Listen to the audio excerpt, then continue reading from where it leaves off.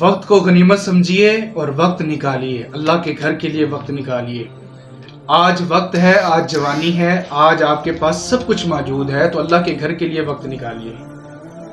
ایک مسجد کی دیوار پر لکھا ہوا تھا، اگر گناہوں سے تھک گئے ہو تو مسجد میں آ جاؤ۔ مسجد کو کمیونٹی سینٹر بنائیے۔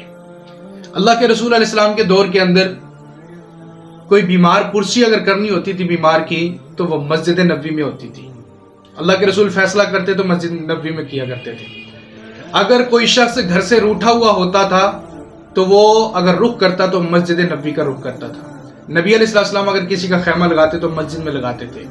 صفائی کے لیے مسجد کا انتخاب کیا جاتا تھا، اور اسی طرح اگر کوئی مسافر آتا تھا، مہمان نوازی جس کی جاتی تھی، وہ بھی مسجد کا انتخاب کیا جاتا تھا۔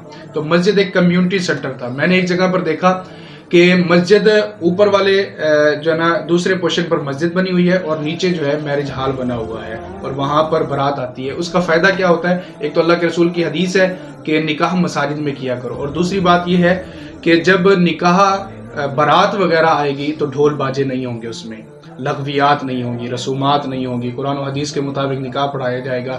لوگ جو ہیں وہاں پر خرافات نہیں کریں گے، سگریٹ نوشی تک نہیں ہوگی، تو یہ بڑا فائدہ ہوتا ہے۔ تو مسجد کو کمیونٹی سینٹر بنائیں، نکاح مسجد میں کرائیں، جنازے مسجد میں کرائیں، جنازے مسجد میں کرائیں، تاکہ باوضو اور پاک جگہ ہوتی ہے، یہ مسجد کا ہی رخ کریں، اپنا سب کچھ مسجد کو ہی سمجھیں آپ۔